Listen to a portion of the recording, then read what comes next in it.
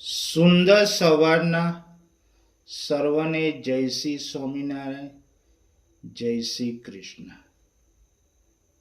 અક્ષરધામની પ્રાપ્તિ દરેક ગ્રંથની અંદર અક્ષરધામની પ્રાપ્તિ, મોક્ષની પ્રાપ્તિ ખૂબ સુંદર રીતે વર્ણન કર્યું છે. આજે આપણે એ વિશે થોડી ચર્ચા કરીશું. આ જગતમાં જે જન્મે છે તે મરે છે, અને જે મરે છે તે ફરી જન્મ લે છે. પરંતુ એક એવું સ્થાન છે જ્યાંથી પાછું આવવું પડતું નથી. એ છે પરમધામ, અક્ષરધામ.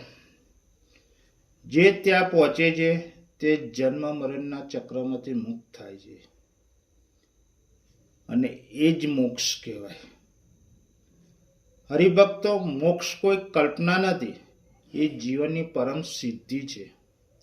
અને ખાસ વાત તો એ છે, મોક્ષ માત્ર માનવ જન્મથી જ પ્રાપ્ત થાય છે. માનવ શરીર એક અનમોલ તક છે.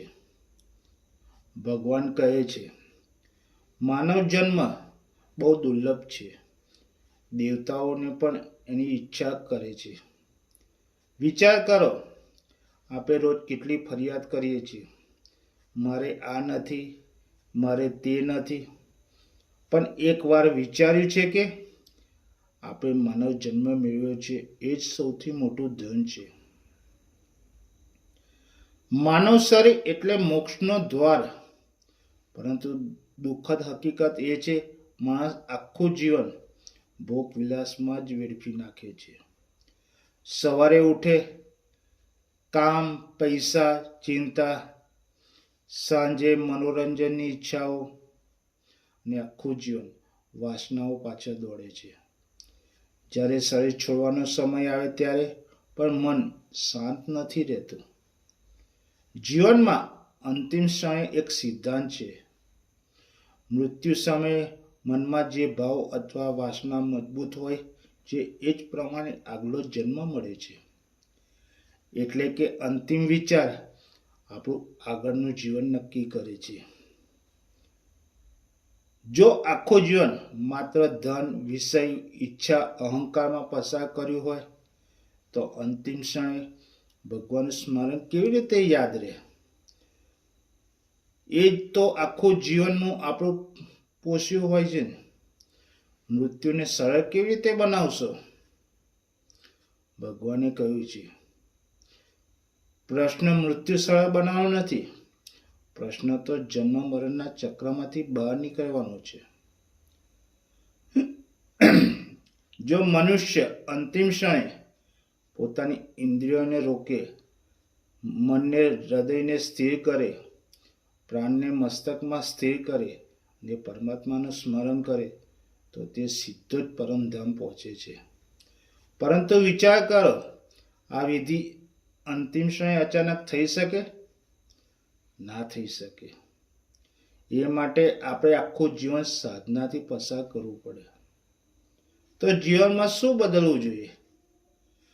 રોજ થોડો સમય ભગવાનનું સ્મરણ કરો. મનની વાસનાઓને ધીમે ધીમે દૂર કરો. સારા કર્મ કરો. સેવા અને ભક્તિ જીવનમાં સ્થાન આપો. અંતરાત્માને શુદ્ધ બનાવો. મોક્ષ કોઈ અંતિમ ક્ષણની તૈયારી નથી, એ આખા જીવનની તૈયારી છે. આજનો પ્રેરણાદાયી સંદેશ જીવનમાં યાદ રાખજો. આજથી નક્કી કરો, આપણે જીવન માત્ર ભોગ વિલાસ માટે નથી, પરંતુ ભક્તિ અને આત્મ જાગૃતિ માટે જીવવું જોઈએ. માનવ જન્મ ફરીથી મળશે નહીં તેની કોઈ ગેરંટી નથી. આ તક ફરી મળશે તેની કોઈ ખાતરી પણ નથી. તો આજે શરૂઆત કરો. રોજ 1 મિનિટ પ્રાર્થના કરો, ભગવાનનું નામનું સ્મરણ કરો, એક સારો વિચાર રાખો, એક નિસ્વાર્થ સેવા કરો, એક સકારાત્મક પરિવર્તન. કારણ કે અંતિમ ક્ષણમાં જે યાદ આવશે એ જ આપણી દિશા નક્કી કરશે. માનવ જીવન ભોગ માટે નહીં, મોક્ષ માટે છે. જે આજે જાગે છે એ જ સાચે જીવવા લાગે છે. જય શ્રી કૃષ્ણ. જય શ્રી સ્વામિનારાયણ.